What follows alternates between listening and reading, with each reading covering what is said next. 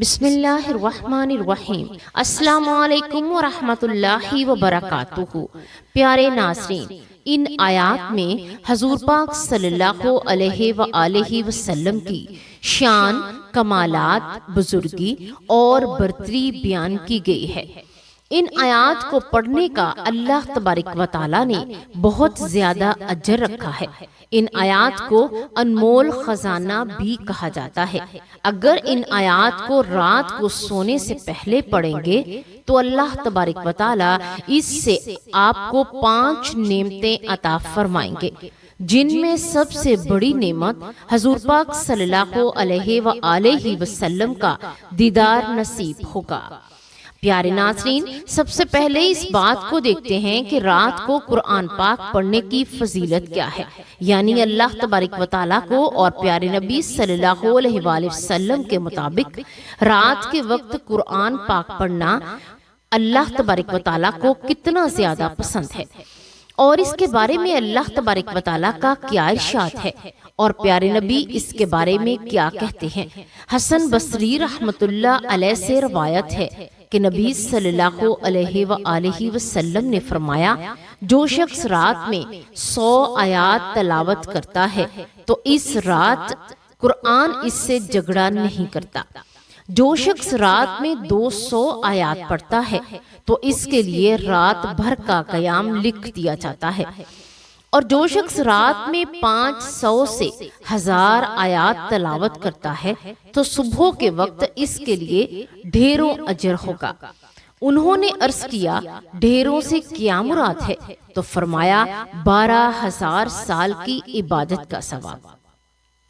تلاوت قرآن کریم کے سلسلے میں رسول کریم صلی اللہ علیہ وآلہ وسلم کا بابرکت اسوہ ہمارے لیے بہترین رہنما ہے۔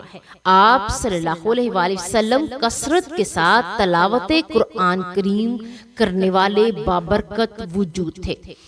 آپ صلی اللہ علیہ وآلہ وسلم نفل نمازوں کی ادائیگی کے وقت گھنٹوں قیام کرتے اور تلاوت قرآن کریم سے اپنی جسم اور روح کو تازگی پہنچاتے تھے۔ احادیث سے معلوم ہوتا ہے کہ آپ صلی اللہ علیہ وآلہ وسلم کو صحابہ کی اچھی آوازوں میں کلام الہی سننے کا بھی بہت محبوب تھا۔ جو لوگ اللہ کے گھروں میں سے کسی گھر میں بھی اس کی کتاب پڑھنے کے لیے اور آپس میں ایک دوسرے کو سکھانے کے لیے اکٹھے ہوتے ہیں تو ضرور ان پر سکینت اترتی ہے اور رحمت انہیں ڈھانپ لیتی ہے، اور فرشتے انہیں اپنے حلقے میں لے لیتے ہیں، اور اللہ ان کا ذکر ان سے کرتا ہے جو اس کے پاس ہے، اور جس کا عمل اسے سست کرے اس کا نسب اسے تیز نہیں کرے گا۔ ایک اور روایت سے معلوم ہوتا ہے کہ قرآن کی آیات کی تلاوت اللہ تعالیٰ کے نزدیک بڑی بڑی کوہانوں والی اونٹنیوں کے مل جانے سے بھی زیادہ بہتر اور خیر و برکت کا باعث ہے۔ چنانچہ حضرت عقبہ بن عامر رضی اللہ تعالیٰ عنہ سے روایت ہے، وہ کہتے ہیں کہ جب ہم صفا میں تھے تو رسول اللہ صلی اللہ علیہ وآلہ وسلم باہر تشریف لائے اور فرمایا کہ تم میں سے کون پسند کرتا ہے کہ وہ ہر روز صبح بطحان یا عقیق کی طرف جائے اور وہاں سے بغیر کسی گناہ اور قطع رحمی کے 2 بڑی بڑی کوہانوں والی اونٹنیاں لے آئے۔ ہم نے عرض کیا، یا رسول اللہ صلی اللہ علیہ وآلہ وسلم، ہم سب ایسا پسند کرتے ہیں۔ تو آپ صلی اللہ علیہ وآلہ وسلم نے فرمایا، پھر تم میں سے ہر ایک کیوں صبح مسجد نہیں جاتا تاکہ اللہ عز و جل کی کتاب میں سے 2 آیات کا علم ہی حاصل کر لے، یا پڑھے جو اس کے لیے 2 اونٹنیوں سے بہتر ہے، اور 3 آیات جو 3 اونٹنیوں سے بہتر ہیں، اور 4 آیات 4 اونٹنیوں سے بہتر ہیں، اسی طرح اپنی تعداد کے مطابق اونٹوں سے بہتر ہیں۔ پیارے ناظرین، قرآن پاک کو جنتیوں کا کلام بھی کہا جاتا ہے۔ حقیقت یہ ہے کہ جن لوگوں نے قرآن شریف کو اس دنیا میں محبوب بنا لیا، وہ جنت میں بھی اسے پڑھتے ہوئے لطف اور خوشی محسوس کریں گے، کیونکہ قرآن شریف اس دنیا میں بھی اور اس دنیا میں بھی نیک لوگوں کی پسندیدہ کتاب ہے۔ رسول کریم صلی اللہ علیہ وآلہ وسلم ایک واقعہ بیان کرتے ہوئے فرماتے ہیں، میں جنت میں داخل ہوا تو وہاں قرآن کریم کی تلاوت کی آواز سنائی دی۔ میں نے پوچھا یہ کون ہے؟ مجھے بتایا گیا یہ حارثہ بن نعمان ہے۔ نیک لوگ اسی طرح کے ہوتے ہیں۔ کائنات کے سب سے پاکیزہ اور خیر و برکت کے حامل کلام کی فضیلت ایک حدیث قدسی میں اس طرح بیان ہوئی ہے کہ رسول اللہ صلی اللہ علیہ وآلہ وسلم نے فرمایا، اللہ تبارک و تعالیٰ نے زمین و آسمان پیدا کرنے سے 1000 سال قبل سورۃ طٰہٰ اور سورۃ یاسین پڑھی تو فرشتوں نے سن کر کہا، اس امت کے لیے بشارت ہو جس پر یہ صورتیں نازل ہو گئیں، اور خوشخبری ہو ان سینوں کے لیے جو اس کلام کو یاد کریں گے، اور مبارک ہو ان زبانوں کے لیے جو اس کی تلاوت کیا کریں گے۔ اللہ تعالیٰ نے قرآن کریم میں مختلف پیرائے میں اس عظیم کتاب کی اہمیت و افادیت کو واضح فرمایا ہے تاکہ لوگوں کی توجہ بھلائی اور خیر عطا کرنے والی کتاب کی طرف مبذول رہے اور وہ اس نصیحت آموز کلام سے کماح کا فائدہ اٹھاتے رہیں۔ اللہ تبارک و تعالیٰ فرماتا ہے، یقیناً یہ ایک بڑی سبق آموز نصیحت ہے، پس جو چاہے اپنے رب کی طرف جانے والی راہ پکڑ لے۔ اگرچہ تلاوت قرآن کریم کے لیے کوئی بھی خاص وقت مقرر نہیں، لیکن صبح کے وقت تلاوت قرآن اللہ تعالیٰ کی نگاہ میں زیادہ پسندیدہ عمل اور خیر و برکت کا ذریعہ ہے۔ جیسا کہ فرمایا، سورج کے ڈھلنے سے شروع ہو کر رات کے چھا جانے تک نماز کو قائم کر اور فجر کی تلاوت کو اہمیت دے۔ یقیناً فجر کو قرآن پڑھنا ایسا ہے کہ اس کی گواہی دی جاتی ہے۔ رسول کریم صلی اللہ علیہ وآلہ وسلم نے اپنی امت کے ان لوگوں کو جو اللہ تعالیٰ کی رضا کی خاطر اپنی راتوں کو اس کی عبادت سے زندہ کرتے ہیں، قرآن کریم پڑھتے اور اس پر غور و فکر کرتے ہیں، انہیں امت کے لیے برگزیدہ لوگوں میں شمار فرمایا ہے۔ آپ صلی اللہ علیہ وآلہ وسلم فرماتے ہیں کہ میری امت کے برگزیدہ لوگ حاملین قرآن، اصحاب قرآن اور شب زندہ دار ہیں۔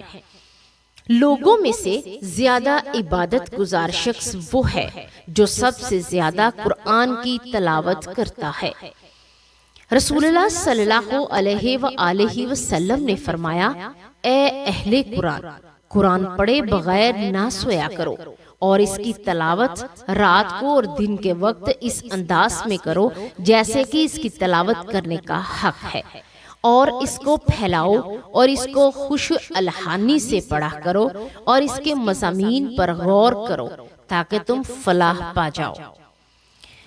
قیامت کے دن صاحب قرآن آئے گا جو قرآن اپنے رب سے عرض کرے گا، یا رسول اللہ، یا اللہ اسے جوڑا پہنا، تب اسے عزت کا تاج پہنایا جائے گا۔ وہ عرض کرے گا، یا اللہ اسے مزید پہنا، چنانچہ پھر اسے عزت کا جوڑا پہنایا جائے گا۔ پھر وہ عرض کرے گا، یا اللہ اس سے راضی ہو جا، تو وہ اللہ تعالیٰ اس سے راضی ہو جائے گا۔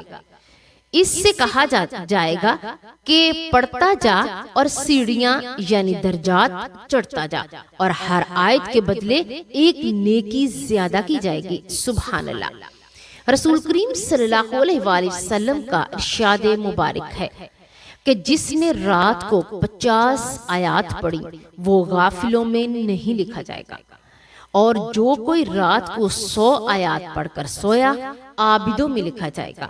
رسول اللہ صلی اللہ علیہ وآلہ وسلم نے یہ بھی فرمایا، جو کوئی رات کو 100 آیات پڑھے گا اس کے لیے ایک رات کی عبادت لکھی جائے گی۔ حضرت ابن عمر رضی اللہ تعالیٰ عنہ نے کہا، جو رات کو 10 آیات پڑھے گا غافلوں میں سے نہیں لکھا جائے گا، جو شخص 100 آیات پڑھے گا عابدوں میں لکھا جائے گا، اور جو 200 آیات پڑھے گا بامرادوں میں لکھا جائے گا۔ سبحان اللہ۔ پیارے ناظرین، بے شک قرآن پاک کی ہر آیت بہت زیادہ بابرکت والی ہے، اور ہر آیت کو پڑھنے کا اللہ تبارک و تعالی ہمیں بہت زیادہ اجر عطا فرماتے ہیں۔ اب ہم ان آیات کی بات کرتے ہیں جن آیات کے بارے میں ہم نے ویڈیو کے شروع میں آپ سے بتایا تھا کہ یہ اللہ تبارک و تعالی کی بہت زیادہ محبت بری پیاری آیات ہیں، جن سے حضور پاک صلی اللہ علیہ وآلہ وسلم کی عظمت بھی بیان کی گئی۔ جی ہاں، وہ آیات ہیں سورۃ توبہ کی آخری 2 آیات کی برکات۔ ان آیات میں حضور پاک صلی اللہ علیہ وآلہ وسلم کی شان، کمالات، بزرگی اور برتری بیان کی گئی ہے۔ انمول خزانے میں یہ آیت موجود ہے۔ ان آیات کو سانس روک کر 5 مرتبہ بسم اللہ کے ساتھ رات کو سونے سے پہلے پڑھیں گے اور اسے 5 نعمتیں ملیں گی۔ نمبر 1، اسے حضور پاک صلی اللہ علیہ وآلہ وسلم کا دیدار نصیب ہوگا۔ نمبر 2، ان آیات میں حفاظت کا نظام بہت طاقتور ہے۔ نمبر 3، ان آیتوں کو پڑھنے والے کے لیے رزق کے دروازے وہ کھلتے ہیں کہ اللہ تبارک و تعالیٰ کے خزانے رحمتوں کے، برکتوں کے، رزق کے اس کے لیے کھل جاتے ہیں۔ نمبر 4، چوتھی چیز، اللہ پاک دین پر چلنا آسان بنا دیتا ہے۔ اللہ تو جس کے لیے چاہے آسان کر دے، تو جس کے لیے چاہے مشکل کر دے، اور تو جس کے لیے آسان کر دے اس کے لیے کوئی مشکل نہیں کر سکتا، اور جس کے لیے تو مشکل کر دے اس کے لیے کوئی آسان نہیں کر سکتا۔ نمبر 5، اللہ اس کو جہان میں عزیز کر دے گا، اس کے اندر تسخیر ہے۔ اللہ اس کو عزت، شان، شوکت، برکت اور وسعت اور جلال و جبروت و جاہت عطا کریں گے۔ اس کے اندر بڑی تاثیر ہے، اس کے اندر بڑی طاقت ہے۔ اس آیت کو اگر کوئی بندہ ریاکاری کی نیت سے بھی پڑھے گا تو دکھاوے کی نیت سے بھی پڑھے گا تب بھی یہ آیت قبول ہو جاتی ہے، اور یہ قبول ہے، آیت قبول ہے۔ جو اس آیت کو صبح و شام 7 مرتبہ پڑھ لیتا ہے، اللہ اس کے تمام کاموں کی ذمہ داری خود لے لیتا ہے۔ اللہ تبارک و تعالیٰ سے دعا ہے کہ اللہ تبارک و تعالیٰ ہمیں نیکی کی بات سننے، سمجھنے اور اس پر عمل کرنے کی توفیق عطا فرمائے۔ اللہ تبارک و تعالیٰ ہمیں قرآن پاک کو سمجھ کر پڑھنے اور اس پر عمل کرنے کی توفیق عطا فرمائے۔ اللہ تبارک و تعالیٰ ہمیں یہ طاقت بخشے کہ ہم قرآن پاک کے مطابق اپنی زندگی بسر کریں۔ آمین یا رب العالمین۔ الف اللہ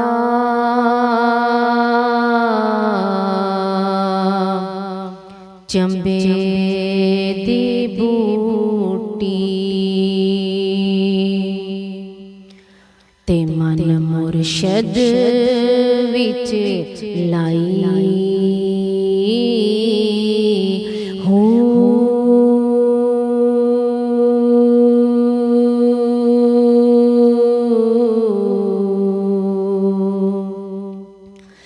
نفی اسبات دا پانی ملے ہر رگے ہر جائی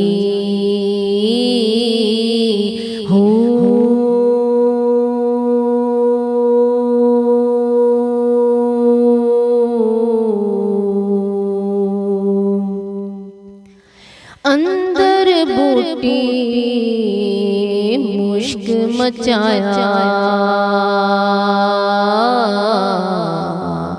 جان بھولن تے آئی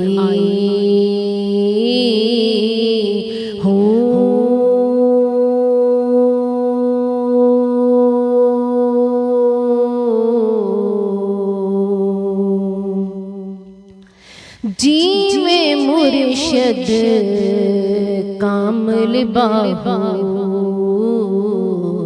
جی میں مرشد کامل باہو جے بوٹی لائی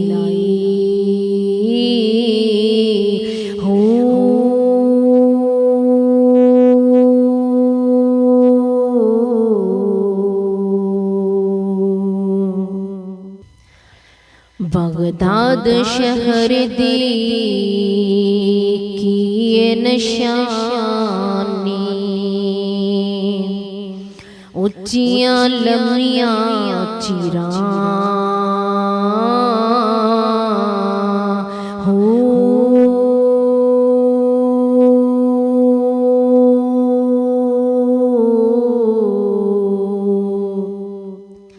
تن من میرا پرزے پرزے جویں درزی دیاں لیراں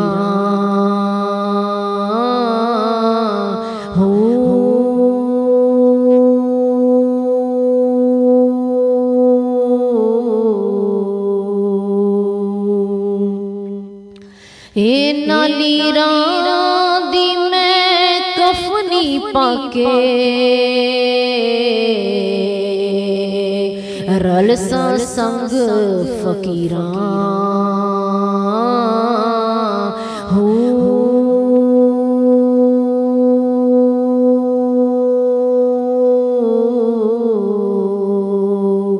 بغداد شہر دے ٹکڑے منگساں تے کرساں میراں میراں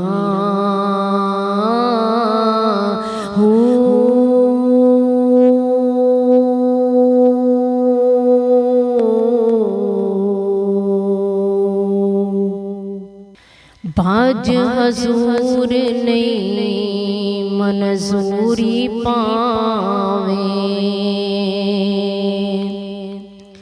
پڑھن بانگ صلاتاں